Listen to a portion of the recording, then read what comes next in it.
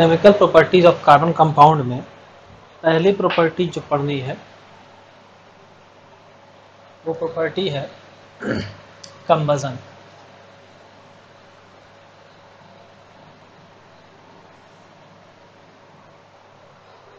Combustion हम लोग जानते हैं किसी भी चीज़ को जब हम लोग ऑक्सीजन के प्रेजेंस में जलाते हैं तो अगर उसके अंदर कार्बन है तो बहुत ही तेज़ी के साथ जलता है, लॉट ऑफ हीट एनर्जी और लाइट देता है। कार्बन डाइऑक्साइड भी मिलता है। अगर किसी कार्बन कंटेनिंग सब्सटेंस को पर्याप्त ऑक्सीजन में जलाते हैं, sufficient supply of oxygen,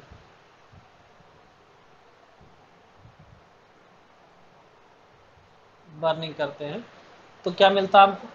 carbon dioxide मिलता है, वाटर मिलता है वेपर के फॉर्म में और लॉट ऑफ हीट एनर्जी मिलता है। तो जितने भी अल्केन होते हैं ये ऑक्सीजन के साथ कंबाइन करके lot of heat energy provide करते हैं। इस कारण से ये एक्सीलेंट फ्यूल होता है। और सीएनजी के रूप में जैसे मीथेन हो गया, CH4 एक अल्केन है, इसका इस्तेमाल कंप्रेस्ड नेचुरल गैस के रूप में हम लोग व्हीकल्स में करते हैं। तो कंबजन की प्रॉपर्टी कहती है कि कार्बन कंपाउंड जब ऑक्सीजन के पर्याप्त सप्लाई में जलते हैं तो कार्बन डाइऑक्साइड, वाटर वेपर, और वाटर वेपर कैसे लिखेंगे? स्टेट मेंशन करेंगे, गैसियस फॉर्म में, कार्बन डाइऑक्साइड भी गैसियस फॉर्म में, और lot of heat energy evolve होता है। ये तब होगा जबकि सफिशिएंट सप्लाई हो जाएगा ऑक्सीजन का। अगर तो यही ऑक्सीजन इनसफिशिएंट रहेगा तो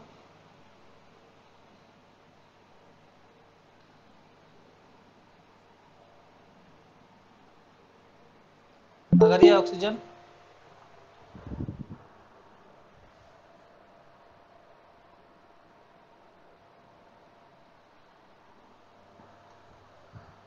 अगर तो carbon insufficient supply of oxygen में अगर बर्न करता है तो ये कार्बन मोनोऑक्साइड गैस प्रोड्यूस करता है, वाटर वेपर प्रोड्यूस करता है और लो amount of heat energy produce करता है। तो अल्कीन में और अल्काइन में यह बताइए कार्बन कंटेंट किसमें अधिक होता है?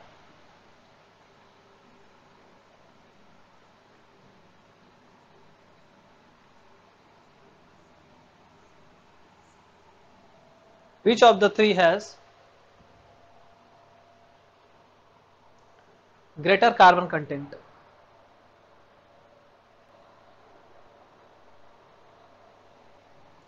कि हम ही बताते हैं। अल्काइन में अल्कीन से अधिक, अल्कीन में अल्केन से अधिक कार्बन कंटेंट होता है। अगर दो भाग में बांट के बोले, ये अनसैचुरेटेड और ये सैचुरेटेड, इस तरह से कहें अगर कि सैचुरेटेड और अनसैचुरेटेड में किसमें कार्बन कंटेंट अधिक होता है तो यहाँ पर आप कहिएगा अनसैचुरेटेड हाइड्रोकार्बन में कार्बन कंटेंट कंपैरेटिवली अधिक होता है। किससे? सैचुरेटेड से। Unsaturated hydrocarbons has comparatively more carbon content than saturated hydrocarbons.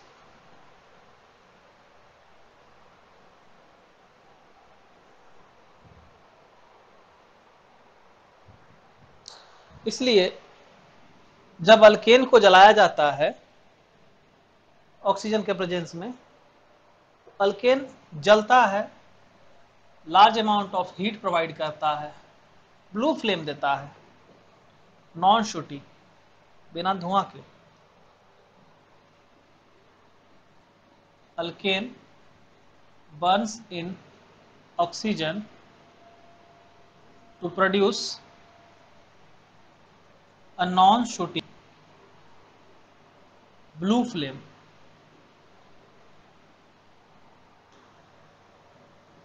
Unsaturated hydrocarbons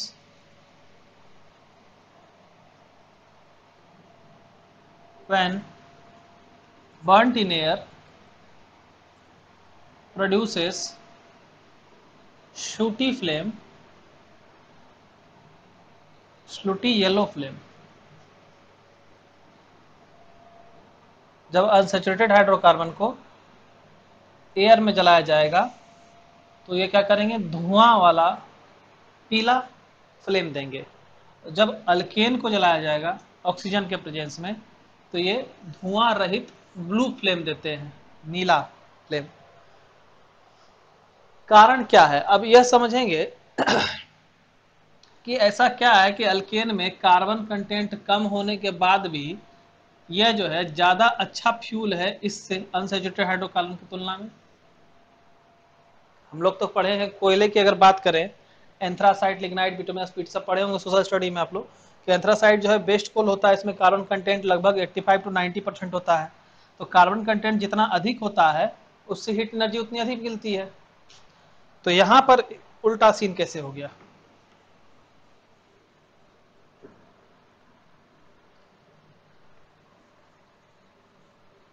देखिए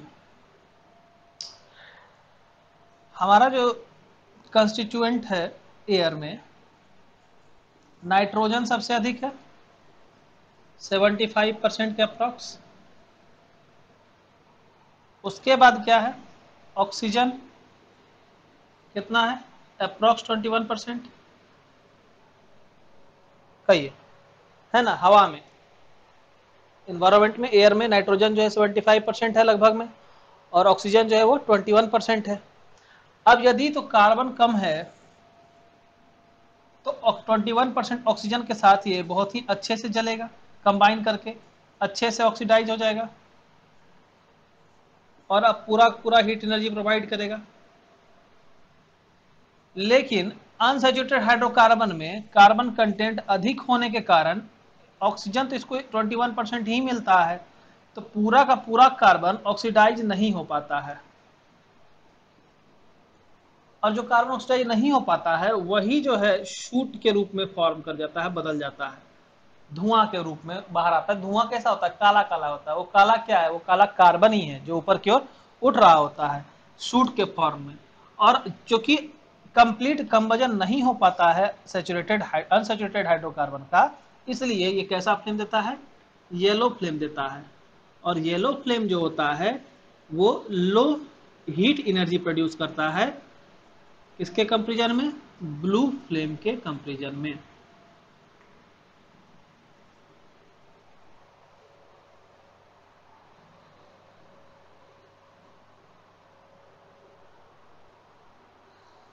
पहले जो है ना पहले के जमाना में घर में स्टोव होता था जो केरोसिन ऑयल से चलता था। कोई देखे हैं स्टोव को? हम देखें। चलिए, हम भी देखें। अच्छा देखे हैं। तो स्टोव होता था जो केरोसिन ऑयल से चलता था। तो उसमें क्या है ना कि बीच वाला जो आपका इस तरह का बना होता था नोजल, जिससे कि माना इधर से तो आपका केरोसिन ऑयल आता था, बीच में एक नोजल बना होता था, तो वो कभी कभी ब्लॉक हो जाता था। उसको साफ करने के लिए एक पिन बाजार में मिलता था, इस तरह का स्टील का पिन मिलता था, इस पिन से साफ किया जाता था उसको। ये पिन इसमें डाला जाता था और डाल के निकाला जाता था। चूंकि ये क्या था, ये इनलेट था एयर के लिए, और साथ में पूरे स्टोव में, हम लोग तो स्टोव के जमाना वाला आदमी है ना, तो पूरे स्टोव में जो साइड में टैंक होता था, इतना बड़ा टैंक जिसमें कि एक ये लगाता था पुश करने वाला बैरल टाइप का रहता था। इस बैरल में समझिए इतना दूर केवल केवल हवा पंप किया जाता है, एयर, ताकि इस केरोसिन ऑयल को पर्याप्त मात्रा में एयर मिल सके। एयर जितना पर्याप्त मात्रा में मिलेगा ये उतना अच्छा जलेगा, उतना अच्छा ब्लू फ्लेम देगा और हीट एनर्जी उतना अधिक मिलेगा। प्रेशर है ना सर? हाँ, प्रेशर क्या प्रेशर भी बनाता था ना वो पंप। प्रेशर, तो हवा का ही तो प्रेशर था। हाँ। यहाँ पर इसको पंप किया जाता था, इसमें एयर को भर दिया जाता था। अब इसका पाइप जो है जाकर के इससे जुड़ा रहता था। अब एयर इससे होकर निकलता था यहाँ पर, और यहाँ पर जो है इसको प्रोवाइड होता था इस केरोसिन को, तो ये जलता था इस तरह से करके। अब अभी जो एलपीजी स्टोव है घर में हम लोगों के, उसमें भी ऐसा कुछ सिस्टम है, ध्यान से देखिएगा तो, कि जो आपका बर्नर होता है उस बर्नर के बीच में खाली जगह होती है, ठीक है, जहां से मान लीजिए कि ये छिद्र है, यहां से गैस बाहर निकलता है, इसके बीच में खाली जगह होती है। इस खाली जगह से जो है बाहर निकल करके और जो है हवा आती है आसपास में, और उसके साथ साथ एक पाइप भी लगा होता है इसके साथ साथ, जो गैस को आपके सिलेंडर से लेकर के यहाँ तक आपको देता है ला करके।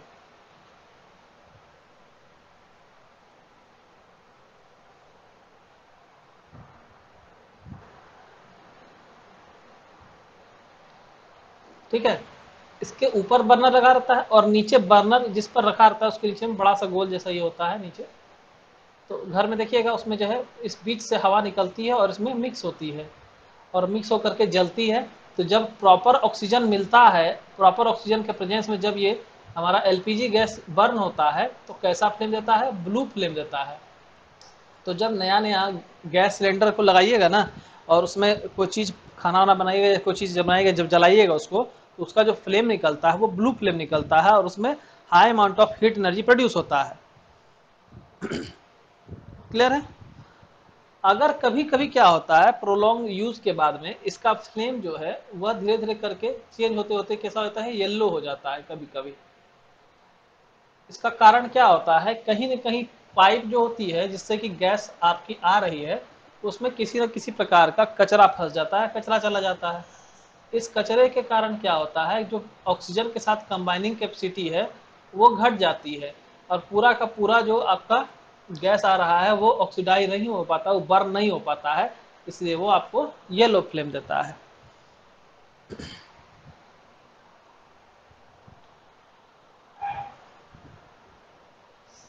क्लियर है ये टॉपिक? तो क्या यह संभव है कि इस अनसैचुरेटेड हाइड्रोकार्बन को किसी प्रकार से पूरी की पूरी अनसैचुरेटेड हाइड्रोकार्बन को जलाया जाए?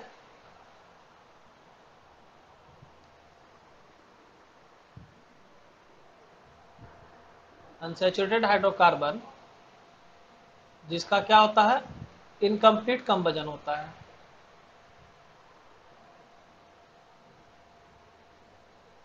क्या इसको कंप्लीटली जलाया जा सकता है?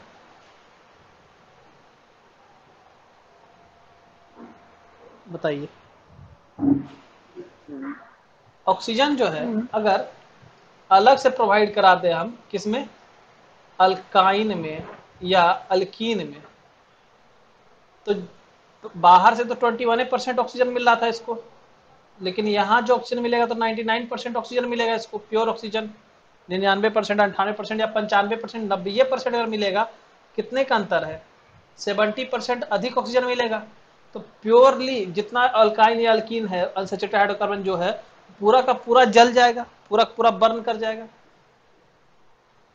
और एक बात जान लीजिए, जब ये अनसैचुरेटेड हाइड्रोकार्बन बर्न करता है ऑक्सीजन के प्रेजेंस में कंप्लीटली, तो बहुत large amount of heat energy देता है, अल्केन से बहुत ही ज्यादा। एक अनसैचुरेटेड हाइड्रोकार्बन है इथाइन।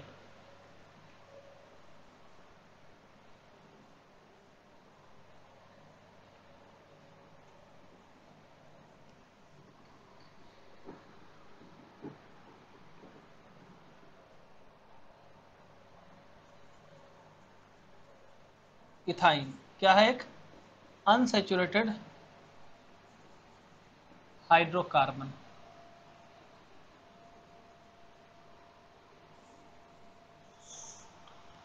इसका नाम एसिटिलीन भी है, ठीक है। अनसैचुरेटेड हाइड्रोकार्बन नाम इथाइन, इसका नाम क्या है? एसिटिलीन भी है।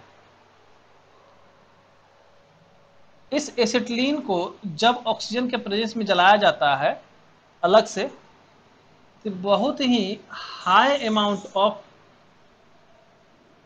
हीट एनर्जी देता है, ब्लू फ्लेम के साथ बहुत ही high amount of heat energy provide करता है। लेकिन अगर इसको एयर के प्रेजेंस में जलाया जाए तो इस एसिटिलीन को एयर के प्रेजेंस में जलाया जाए, जैसे वायु के प्रेजेंस में नॉर्मली, तो ये सूटी फ्लेम देगा या येलो फ्लेम देगा?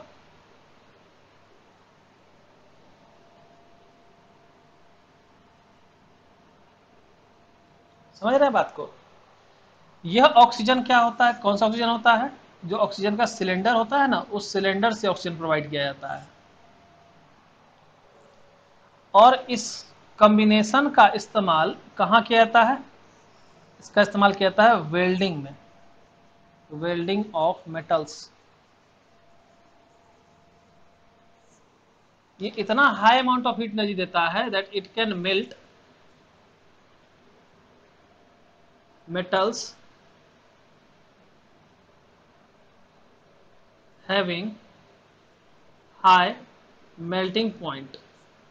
वैसे मेटल जिनका कि हाई मेल्टिंग पॉइंट हो, वैसे मेटल्स को भी ये पिघला देता है अगर अलग से एसिटिलीन में हम लोग ऑक्सीजन सिलेंडर के माध्यम से 90%, 99% तक का ऑक्सीजन प्रोवाइड कराते हैं। तो इसलिए इसको जिस कंपोनेंट में यूज किया जाता है, जिस सामान में यूज किया जाता है, उसको कहते हैं oxy acetylene torch. Oxy acetylene torch. अच्छा, देखने में लग रहा है खाली, लेकिन देखे सभी हैं ऑक्सी एसिटिलीन टॉर्च को। अगर कोई चीज वेल्डिंग होते हुए देखे होंगे आप लोग, तो जो वेल्डिंग करता है, गैस वेल्डिंग जो करता है, तो उसके पास एक पाइप होता है इस तरह का, और उस पाइप में नॉब होता है जिससे कि एडजस्ट करता है गैस की इनकम आउटलेट को। इस पर जो है दो पाइप लगा होता है।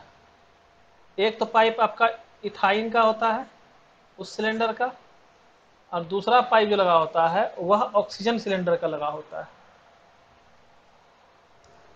तो इस दोनों पाइप से यहाँ पर लंबा पाइप रहता है बहुत, तो यहाँ इससे होकर के गैस आता है, मिल करके इथाइन और ऑक्सीजन दोनों मिल करके पाइप से आता है और इससे जाता है, और यहाँ पर वो क्या करता है, आग जलाता है। तो ये इस तरह का फ्लेम देता है, बहुत तेज शार्प फ्लेम होता है इसका। कभी गैस वेल्डिंग देखे हैं होते हुए कहीं? हाँ, कितना तेज फ्लेम निकलता है उसमें से। इसीलिए तो ये जो बहुत लोहा, हाँ, ज्यादा। तो लोहा वगैरह को जो है जोड़ने के काम में लाता है इसको। तो ये ऑक्सी एसिटिलीन टॉर्च में इस्तेमाल होता है किसका, एसिटिलीन का, और ऑक्सीजन का किस फॉर्म में, प्योर ऑक्सीजन का 90% सिलेंडर फॉर्म में। अब एयर और जो है एसिटिलीन को नहीं मिक्स करके कर सकते हैं इन्हें, कि एक तो जो है एक तो बना दिए टैंक एयर का कि इसमें भी तो ऑक्सीजन है, ये है हवा जो है बाहर से वो कंप्रेसर डाल दिए, एक तो इथाइन का ले लिए और फिर से लेकर के जो है टॉर्च में ले करके दे दिए उसमें कि इससे जो है निकलेगा हमारा फ्लेम, तो ब्लू फ्लेम निकलेगा। नहीं, इससे अगर फ्लेम निकलेगा तो फिर वही येलो या शूटी फ्लेम निकलेगा। काहे, ऑक्सीजन एयर में तो 22% होगा ना, 21% होगा, इस कारण से ऑक्सीजन फिर भी तो कम ही मिलेगा। कम मात्रा में ऑक्सीजन मिलेगा तो पुनः क्या देगा, येलो या सूटी फ्लेम प्रोड्यूस करेगा।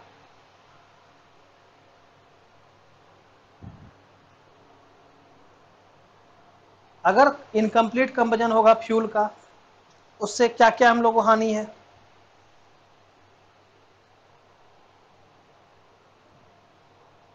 बताइए, इनकम्प्लीट कंबजन ऑफ फ्यूल का क्या क्या हानि, डिसएडवांटेज क्या क्या है? सबसे पहला तो हीट एनर्जी बहुत कम मिलेगा पहले हमको। तो उतना, हाँ, और पॉल्यूशन भी होगा, धुआं फैलेगा। पॉल्यूशन बहुत अधिक हो जाएगा। पॉल्यूटेंट जैसे कार्बन मोनोऑक्साइड जो हार्मफुल बहुत ज़्यादा होता है, वो सब पॉल्यूटेंट निकलेगा। और हीट एनर्जी बहुत ही कम मिलेगा, यानी हमारा क्या होगा, वेस्टेज बहुत ज़्यादा हो जाएगा।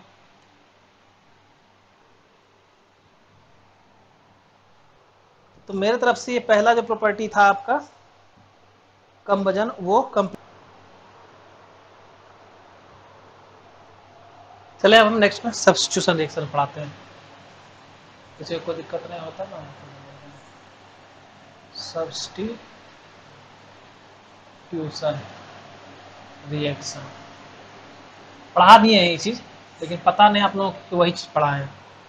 सब्स्टिट्यूशन मतलब क्या होता है? एक के जगह पर दूसरे का आ जाना। जो सैचुरेटेड हाइड्रोकार्बन्स होते हैं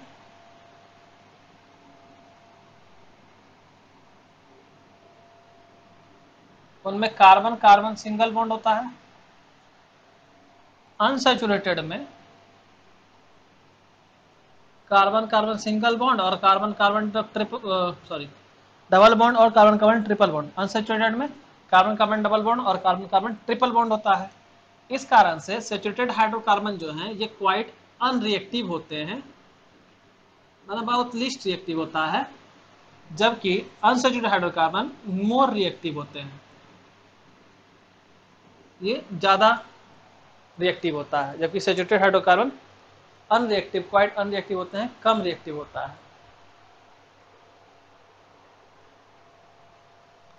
ठीक है, तो सब्स्टिट्यूशन जो है एक प्रक्रिया है जिसमें सैचुरेटेड हाइड्रोकार्बन जो है वो क्लोरीन के साथ सनलाइट के प्रेजेंस में सब्स्टिट्यूशन रिएक्शन दिखाते हैं, यानी कि अल्केन का एक एटम हट जाता है और वहां पर क्लोरीन का एक एटम आ जाता है।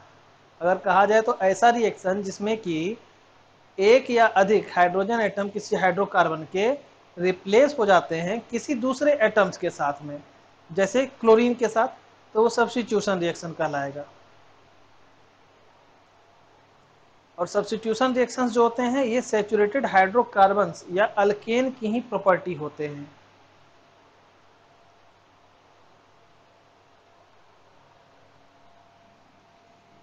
CH4 एक अल्केन है, इसका नाम क्या है? मीथेन। इसको रख दिए किसके प्रेजेंस में? सनलाइट के प्रेजेंस में, और इस पर क्या पास करवाए? Chlorine gas. तो क्या होगा बताए थे ना, इसमें से एक हाइड्रोजन हट जाएगा और एक क्लोरीन इसमें जुड़ जाएगा, CH3 और Cl बन जाएगा। ये रिएक्शन करवाए हैं पहले हम। तो यहाँ पर क्या हुआ कि एक हाइड्रोजन इसमें से हट करके यहाँ पर क्लोरीन ने जगह ले लिया और मिथाइल क्लोराइड या क्लोरोमीथेन का फॉर्मेशन किया। तो यह रिएक्शन क्या कहलाएगा? सब्स्टिट्यूशन रिएक्शन कहलाएगा, क्योंकि सब्स्टिट्यूट कौन किया? क्लोरीन किया। किससे? हाइड्रोजन से। तो ऐसा रिएक्शन जिसमें कि एक या अधिक हाइड्रोजन एटम किसी हाइड्रोकार्बन के रिप्लेस हो जाते हैं, किसके द्वारा? दूसरे एटम्स के द्वारा, जैसे क्लोरीन के एटम के द्वारा, वो सब्स्टिट्यूशन रिएक्शन कहलाता है। ये कैसा सब्स्टिट्यूशन है? क्लोरीन के द्वारा हुआ है तो क्लोरीनेशन रिएक्शन कहलाएगा। लेकिन है क्या ये? Substitution reaction. सब्स्टिट्यूशन रिएक्शन कौन देगा? खास तौर पे याद रखिएगा, अल्केन सब्स्टिट्यूशन रिएक्शन देता है। अल्केन की ये खास प्रॉपर्टी है कि वो सब्स्टिट्यूशन रिएक्शन देता है। वहीं इसके बाद जो एडिशन रिएक्शंस पढ़ाएंगे उसमें एकदम याद रखना है कि अनसैचुरेटेड हाइड्रोकार्बन ही एडिशन रिएक्शन को शो कर सकते हैं, अल्केन या सैचुरेटेड हाइड्रोकार्बन एडिशन रिएक्शन को शो नहीं करता है, एडिशन रिएक्शन नहीं दे सकता है। तो सनलाइट के प्रेजेंस में क्लोरीन जुटेगा मीथेन में, क्लोरोमीथेन बनाएगा, और H जो बचा वो इस Cl के साथ मिलकर के HCl बन जाएगा।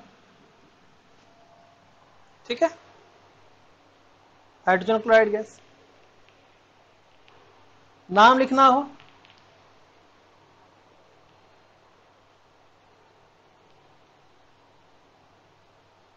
क्या नाम हो जाएगा इसका? बोलिए। क्लोरोमीथेन या मिथाइल क्लोराइड।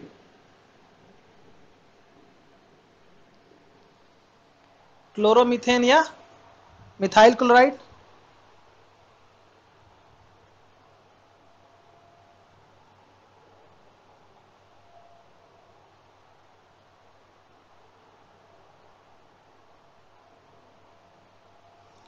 अगर इसी प्रोसेस को दोबारा किया जाए, यह जो CH3Cl है इसके साथ क्लोरीन गैस को जोड़ा जाए सनलाइट के प्रेजेंस में, अगेन एक हाइड्रोजन इसका रिप्लेस हो जाएगा क्लोरीन के द्वारा, क्या बन जाएगा? CH2Cl2 और अगेन HCl फॉर्म करेगा। सेम काम होगा यहां भी। अब यह जो CH2Cl2 है, इसका नाम डाइक्लोरो मीथेन या मिथिलीन डाइक्लोराइड।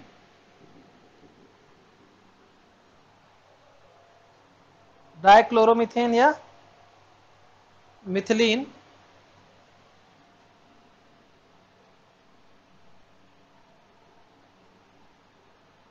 डाइक्लोराइड।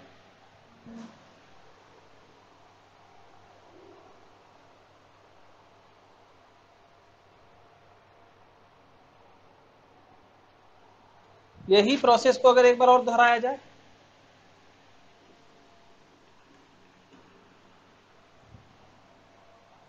यहां पर जो अब CH2Cl2 बन रहा है,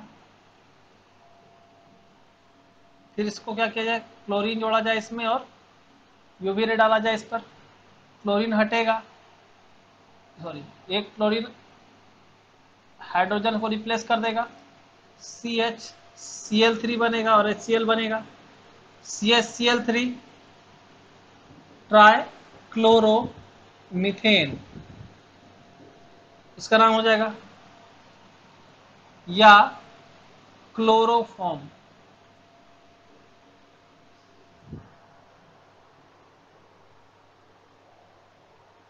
या क्लोरोफॉर्म, ट्राइक्लोरोमीथेन या क्लोरोफॉर्म। ये वही क्लोरोफॉर्म है जिसको पहले के समय में बेहोश करने के काम में लाया जाता था एज एनेस्थीसिया।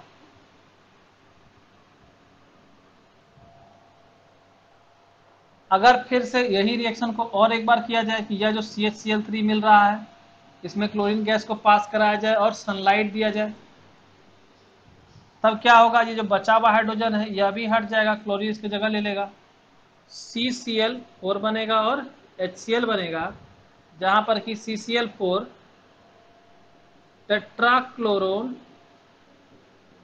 मीथेन, और ये आपका हाइड्रोक्लोरिक एसिड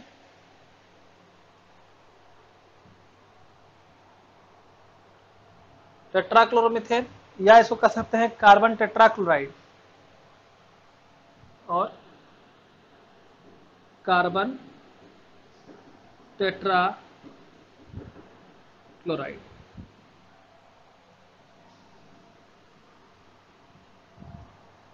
पहला रिएक्शन यहाँ, इसका जो प्रोडक्ट मिला उसका दूसरा रिएक्शन यहाँ, उसका जो प्रोडक्ट मिला उससे तीसरा रिएक्शन यहाँ, और उसका जो प्रोडक्ट मिला उसका चौथा रिएक्शन यहाँ। अब इस पर क्या करेंगे, इसमें तो हाइड्रोजन है ही नहीं है। अब CCl4 सब्स्टिट्यूशन रिएक्शन देगा क्या, नहीं देगा, क्योंकि इसमें हाइड्रोजन है ही नहीं। सब्स्टिट्यूशन रिएक्शन तभी हो सकता है जब हाइड्रोजन हो।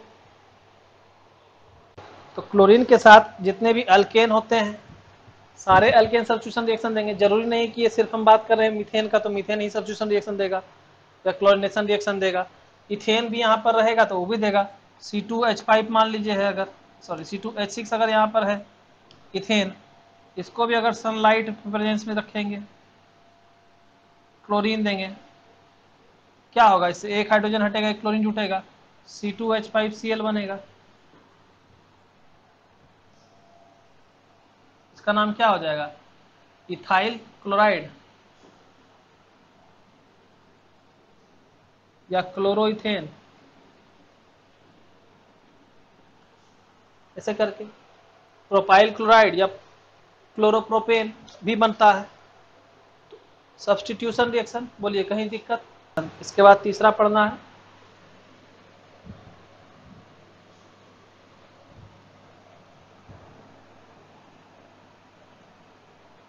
Addition reaction. क्या होता है, a reaction in which a compound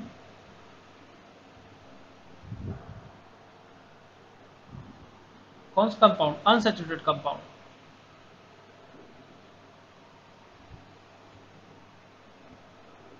या अनसैचुरेटेड हाइड्रोकार्बन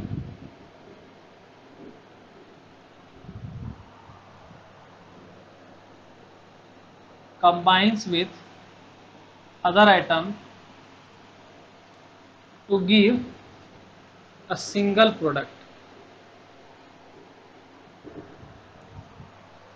एडिशन रिएक्शन ऐसा रिएक्शन है जिसमें कि कोई अनसैचुरेटेड हाइड्रोकार्बन दूसरे सबस्टांस के साथ जुड़ता है, दूसरे एटम के साथ जुड़ता है और सिंगल प्रोडक्ट देता है। अगर कहा जाए कि यह एडिशन रिएक्शन किसका कैरेक्टरिस्टिक प्रॉपर्टी है, तो सीधे सीधे ये अनसैचुरेटेड हाइड्रोकार्बन की कैरेक्टरिस्टिक प्रॉपर्टी है। अनसैचुरेटेड हाइड्रोकार्बन में कौन कौन सा आएगा? अल्कीन और अल्काइन।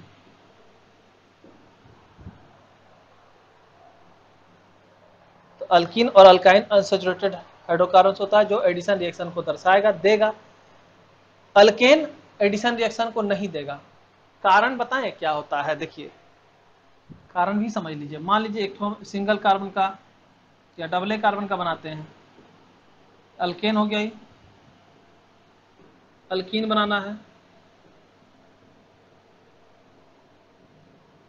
अल्काइन बनाना है, ठीक है। हमको ला के कोई चीज को जोड़ देना है। एक तो मान लेते हैं क्लोरीन को, हमको इसमें क्या करना है? जोड़ना। एडिशन का मतलब क्या होता है? जोड़ना ना, हटाना हटाना तो नहीं होता है, जोड़ना होता है। ऐसे जोड़ देंगे हम। तो क्लोरीन को ला के हमको जोड़ देना है। इसमें कहीं ऐसा आपको जगह दिख रहा है खाली है कहीं पर भी जहां इसको ला के जोड़ दें? बॉन्ड हटा के ही सही, कुछ भी करके कहीं जोड़ा जा सकता है? इस वाले फिगर में कहीं नहीं जोड़ सकते हैं। सब जगह हाइड्रोजन यहाँ पर ऑक्यूपाइड है, पहले से ही जगह लिए हुआ है, सिंगल बॉन्डे है। इसी के बीच का नहीं तोड़ देंगे बॉन्ड को, खत्म हो जाएगा फिर तो इसमें एडिशन नहीं हो सकता है। अब यहाँ पर देखिए, अगर हमको क्लोरीन 2 को जोड़ना हुआ तो यहाँ तो संभव है कि एक बॉन्ड हट जाएगा यहाँ से, तब क्या होगा? यहाँ पर एक तो क्लोरीन जुड़ जाएगा, यहाँ पर एक तो क्लोरीन जुड़ जाएगा। ऐसा तो हो सकता है। इसमें तो एडिशन किया जा सकता है, जोड़ा जा सकता है। अच्छा, ये बात की बात है कि ये अल्केन बन जाएगा। एल्कीन में एडिशन होगा तो अल्केन बन जाएगा, अल्काइन में एडिशन होगा तो अल्कीन बन जाएगा। आई क्या बन जाएगा? अल्केन बन जाएगा। क्लास 12 का पहला चैप्टर जो हाइड्रोकार्बन का है आपका एनसीईआरटी चैप्टर नंबर 12 है शायद कि 9 है, उसमें आपको कन्वर्जन पढ़ना है। अल्केन से अल्कीन में, अल्कीन से अल्काइन में, अल्काइन से अल्केन में, अल्कीन में, अल्कीन से अल्केन में। तो सिंपल क्या है आपका? एडिशन रिएक्शन से होता है। एडिशन रिएक्शन से क्या हो जाएगा आपका? अल्काइन जो है अल्कीन में परिवर्तित हो जाएगा, अल्कीन जो है वो अल्केन में परिवर्तित हो जाएगा। तो सिंपल ये क्या है? एडिशन रिएक्शन के ही काम से है। अब यहाँ एडिशन रिएक्शन पढ़ रहे हैं हम लोग, एक खास उपयोग इसका है, एक खास यूज है हाइड्रोजिनेशन में, इस कारण से पढ़ रहे हैं। यहाँ स्पेशली पढ़ेंगे addition of group, hydrogen group. ये समझ में आया? यहाँ पर एडिशन रिएक्शन का मतलब क्या हुआ? एडिशन का मतलब हुआ कि जुड़ जाना। कोई भी एटम जो आकर के जुट जाएगा। किसमें जुटेगा? वहीं जुटेगा जहां जगह खाली है। अरे एक कुर्सी है, उस कुर्सी पे एक क्या आदमी बैठेगा? अगर 1 सीटर कुर्सी है तो ये नहीं कहेगा कोई कि नहीं हम लोग जो है 2 3 को बैठ जाएंगे साइड साइड, थोड़ा सा जगह जगह दे दे के। फालतू बात नहीं, यहाँ पर वो सब चीजें।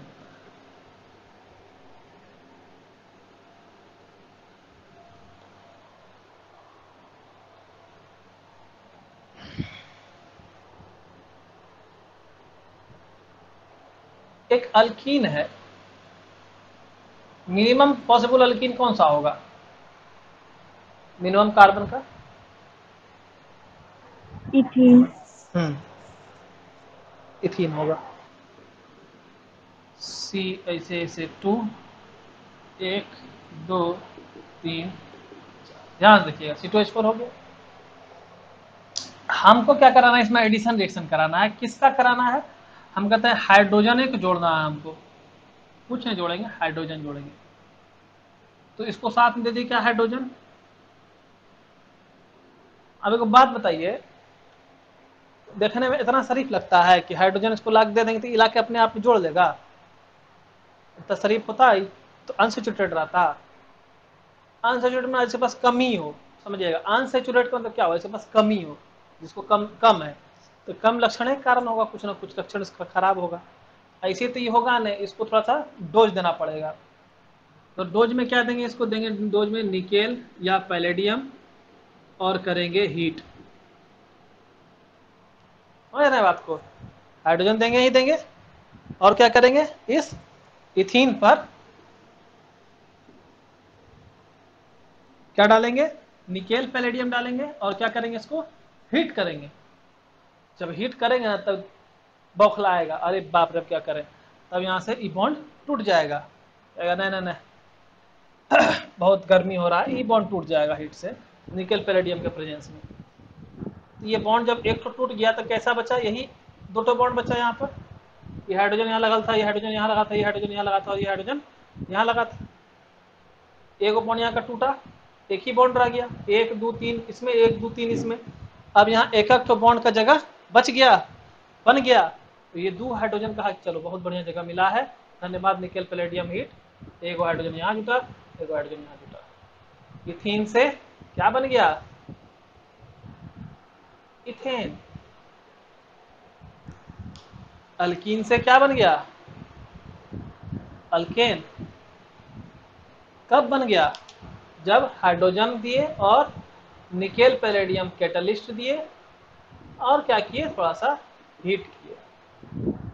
तो जब भी कभी किसी अल्कीन पे हाइड्रोजन गैस दे करके निकेल पैलेडियम कैटलिस्ट और हीट करते हैं तो ये कन्वर्ट हो जाता है किसमें, अल्केन में, यानी ये पोजीशन से जाकर वहां हाइड्रोजन जुड़ जाता है। क्या था, अनसैचुरेटेड हाइड्रोकार्बन, और ये क्या मिला हमको, सैचुरेटेड हाइड्रोकार्बन। तो यह जो अनसैचुरेटेड से सैचुरेटेड बनने की प्रक्रिया है, यह किससे होती है तय, एडिशन रिएक्शन से तय होती है। अनसैचुरेटेड हाइड्रोकार्बन को सैचुरेटेड बनाने की प्रक्रिया है, जिसमें निकेल पैलेडियम कैटलिस्ट का इस्तेमाल करते हैं और उसको हीट देते हैं हाइड्रोजन के साथ। यह प्रक्रिया जिसमें कि किसी अनसैचुरेटेड हाइड्रोकार्बन में हाइड्रोजन जोड़ा जाता है सैचुरेटेड हाइड्रोकार्बन ऑब्टेन करने के लिए, यह प्रक्रिया का नाम है हाइड्रोजिनेशन।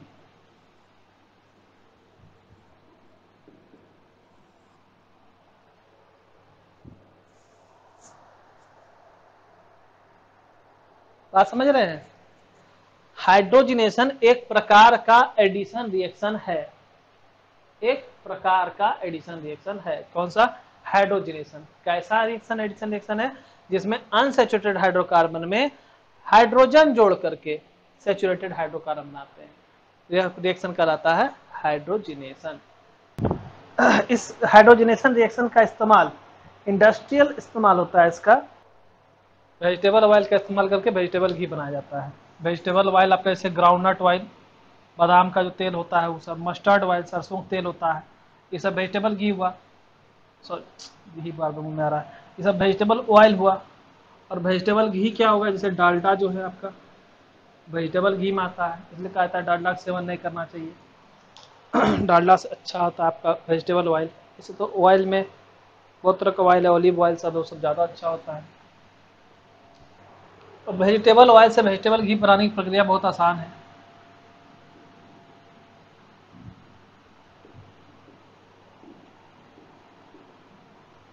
वेजिटेबल ऑयल जो आपका होता है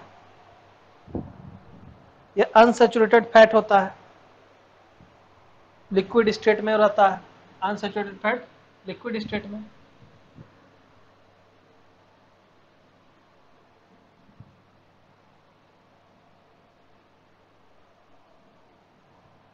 अब जब इस पे क्या करते हैं, हाइड्रोजन देते हैं, निकेल कैटलिस्ट के प्रेजेंस में इसको हीट करते हैं तो ये बदल जाता है किसमें, वेजिटेबल घी में।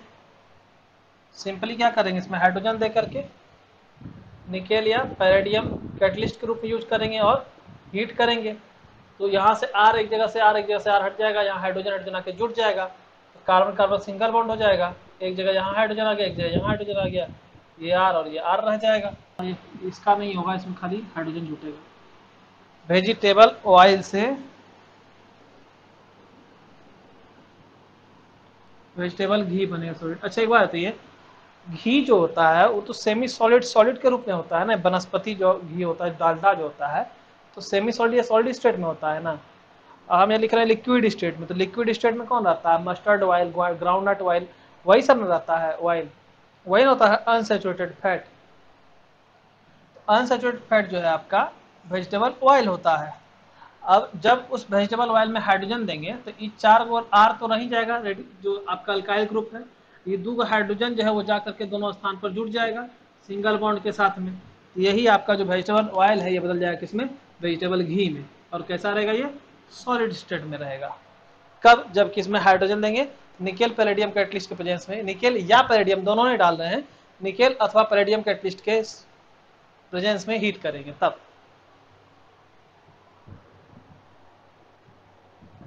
प्रोसेस हाइड्रोजनेशन का हुआ।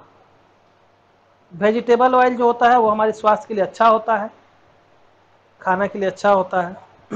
कुछ जो वेजिटेबल ऑयल, कुकिंग ऑयल, जैसे सनफ्लावर का तेल हुआ, सूर्यमुखी का तेल, चाहे अच्छा सोयाबीन ऑयल हुआ, ग्राउंडनट ऑयल हुआ, बादाम का तेल, ये सब बाजार में मिलता है अलग अलग नाम से। सैचुरेटेड फैट जैसे वेजिटेबल घी हुआ, जो कि हाइड्रोजनेशन ऑफ ऑयल से मिलता है, वो हमारे शरीर के लिए नुकसानदेह होता है। पहले जो है बहुत ज़्यादा इस्तेमाल होता था डालडा का, अब बाजार में कम होता है कुछ कुछ, लेकिन फिर भी होता ही है। एनिमल फैट है जैसे कि बटर हो गया, देसी घी हो गया, ये भी सैचुरेटेड फैट ही होता है, इसमें सैचुरेटेड फैटी एसिड होते हैं। अगर इसका अधिक अमाउंट में कंजम्पशन किया जाए तो भी हम लोग के शरीर के लिए हार्मफुल है, क्योंकि ये बॉडी में फैट की मात्रा को बढ़ाता है, जिससे फैटी लीवर वगैरह का कॉम्प्लिकेशंस आ जाता है।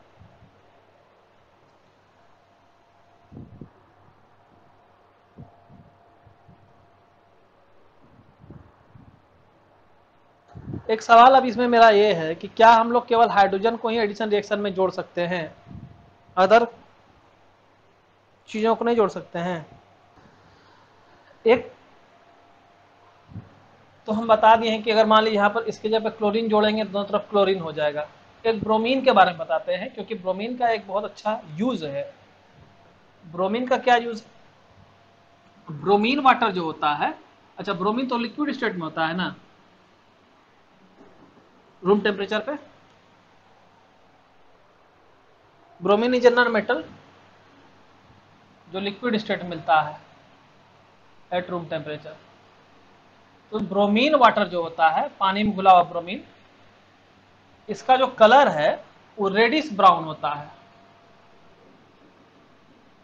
या बहुत जगह पर रेड ब्राउन लिखते हैं, रेड ब्राउन कलर का होता है। जब ब्रोमीन वाटर को किसी अनसैचुरेटेड कंपाउंड में जोड़ा जाता है, जैसे मान लीजिए वही वाला अनसैचुरेटेड कंपाउंड लेते हैं,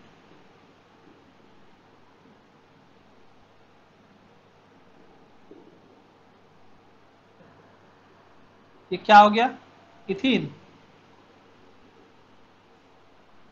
ये अनसैचुरेटेड हाइड्रोकार्बन है। जब किसी अनसैचुरेटेड हाइड्रोकार्बन जैसे कि इथीन में जोड़ते हैं ब्रोमीन वाटर, तो ब्रोमीन वाटर से क्या मिलेगा? ब्रोमीन ही मिलेगा, और तो कुछ मिलेगा नहीं।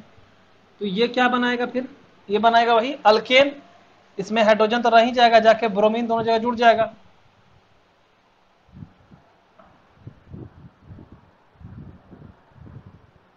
बोलिए ऐसा होगा ना? यहाँ यहाँ तो हाइड्रोजन रहेगा ही रहेगा, और बाकी दोनों जगह पर आकर के ब्रोमीन जुड़ जाएगा, यहाँ भी और यहाँ भी। इसका नाम क्या हो जाएगा? 1,2 डाइब्रोमो इथेन। एक पे ब्रोमीन है, दो पे ब्रोमीन है, तो 1,2 डाइब्रोमो इथेन होगा नाम। बताइए जी आप लोग, नोमेनक्लेचर तो पढ़िए लिए हैं ना कितना बार।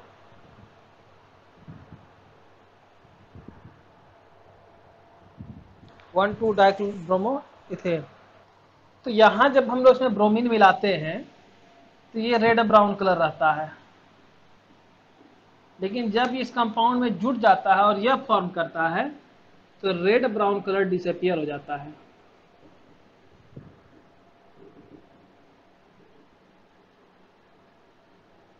इसलिए कहते हैं कि ये ब्रोमीन वाटर टेस्ट है। इसके लिए और अनसैचुरेटेड हाइड्रोकार्बन ये अनसैचुरेटेड हाइड्रोकार्बन के लिए कैसा टेस्ट है, ब्रोमीन वाटर टेस्ट है, क्योंकि जब अनसैचुरेटेड हाइड्रोकार्बन में ब्रोमीन को मिलाया जाता है, जोड़ा जाता है, तो क्या बनाता है, अल्केन बनाता है और उसका रेड ब्राउन कलर खत्म हो जाता है।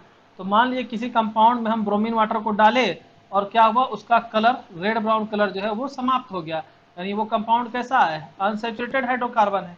डायरेक्टली ऐसे पूछता है सवाल, जैसे आप समझ सकते हैं कि अगर कोई अनसैचुरेटेड हाइड्रोकार्बन का टेस्ट करना हो तो कैसे करेंगे, उसमें ब्रोमीन वाटर को डाल देंगे, अगर उसका कलर रेड ब्राउन खत्म हो जाएगा, डिकलराइज हो जाएगा, इसका मतलब वो सबस्टांस क्या है, कैसा है, वो अनसैचुरेटेड हाइड्रोकार्बन है।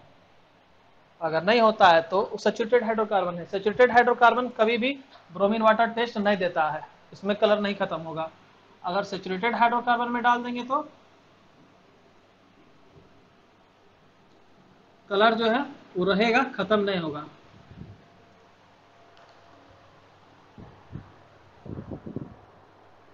तो कुकिंग ऑयल जो होता है डिकलराइज कर देता है ब्रोमीन वाटर को, जो खाना बनाने वाला तेल है उसमें अगर डालेंगे ब्रोमीन वाटर को तो कलरलेस हो जाएगा, उसका कलर खत्म हो जाएगा। यह बताते हुए कि ब्रोमीन वाटर टेस्ट वो दे रहा है, यानी कि वो अनसैचुरेटेड हाइड्रोकार्बन है। लेकिन अगर बटर में डालें हम लोग ब्रोमीन वाटर को तो वो ब्रोमीन वाटर को डिकलराइज नहीं करेगा। इसका कहने का मतलब क्या हुआ कि ब्रोमीन बटर जो है वो एक सैचुरेटेड कंपाउंड है। तो इस तरह से ब्रोमीन वाटर टेस्ट जो है हमारा है वो अनसैचुरेटेड हाइड्रोकार्बन के लिए देता है। और सब्स्टिट्यूशन रिएक्शन शो करता है कि इसमें सैचुरेटेड हाइड्रोकार्बन में। तो ये एडिशन रिएक्शन में ही ब्रोमीन वाटर टेस्ट हम लोग पढ़े। तो इस सेक्शन में हम लोग 3 चीज किए केमिकल प्रॉपर्टी में, कंबजन, एडिशन, सब्स्टिट्यूशन, 3 तो किए। कंबजन में क्या हुआ, कार्बन प्रेजेंस में जलाए तो सैचुरेटेड हाइड्रोकार्बन जो है वो जलता है, हीट एनर्जी देता है। अनसैचुरेटेड हाइड्रोकार्बन को अगर अलग से ऑक्सीजन प्रोवाइड कराया जाए तो वो ज़्यादा अमाउंट ऑफ हीट एनर्जी देता है, जैसे ऑक्सी एसिटिलीन टॉर्च की बात की हम लोग। उसके बाद एडिशन सब्स्टिट्यूशन रिएक्शन देखे। सब्स्टिट्यूशन रिएक्शन में क्या हुआ, अल्केन में क्लोरीन को जब जुड़वाते हैं सनलाइट के प्रेजेंस में तो हाइड्रोजन हटता चला जाता है, क्लोरीन उसमें जुड़ता चला जाता है, तो क्लोरोमीथेन और मिथिलीन डाइक्लोराइड या डाइक्लोरोमीथेन उस तरह से करके जो है फॉर्म करते चला जाता है कार्बन टेट्राक्लोराइड CCl4 तक। एडिशन रिएक्शन में हम लोगों ने देखे क्या, निकेल या पैलेडियम कैटलिस्ट के प्रेजेंस में हीट करेंगे अगर हम लोग किसी अल्काइन को या अल्कीन को, यानी अनसैचुरेटेड हाइड्रोकार्बन को, तो वो बदल जाएगा किसमें, सैचुरेटेड हाइड्रोकार्बन में। उसी के श्रृंखला में हम लोग क्या देखे अभी, ब्रोमीन वाटर टेस्ट देखे। ब्रोमीन वाटर टेस्ट में क्या था कि ब्रोमीन जो होता है वो ब्राउन रेड ब्राउन रंग का होता है, पानी में जब मिलाते हैं तो ब्रोमीन के कारण ब्रोमीन वाटर का कलर जो है वो रेड ब्राउन हो जाता है। अब अगर जो है यही रेड ब्राउन कलर ब्रोमीन को अगर हम लोग किसी अनसैचुरेटेड हाइड्रोकार्बन में डाल देते हैं तो क्या होता है, उसका कलर जो है वो खत्म हो जाता है। कलर खत्म क्यों हो जाता है, क्योंकि ब्रोमीन वाटर तो इसलिए यहाँ पर ब्रोमीन था फ्री स्टेट में, तब तो वो कलर को अपने शो कर रहा था रेड ब्राउन कलर को। अब यह ब्रोमीन जाके जुट गया तो फ्री स्टेट में नहीं होकर वो कंबाइंड स्टेट में हो गया, तो पानी पानी बचा, ब्रोमीन नहीं बचा। तो ब्रोमीन तो यूटिलाइज हो गया तो कलर कहाँ से देगा, कलर नहीं दे सकता है। तो यह जो है अनसैचुरेटेड हाइड्रोकार्बन का टेस्ट हो जाता है, ब्रोमीन वाटर टेस्ट के नाम से जाना जाता है। इसी बीच में हम लोग पढ़े हाइड्रोजनेशन, हाइड्रोजन का जुड़ना जो है वो हाइड्रोजनेशन कहलाता है। अब इसका स्पेसिफिक टर्म्स जो है वो आप लोग बुक से याद रख सकते हैं करके, या ऐसे भी याद कर सकते हैं। अभी तो इथेनॉल, उसके बाद इथेनोइक एसिड, और उसके बाद फिर जो है ईस्टर, और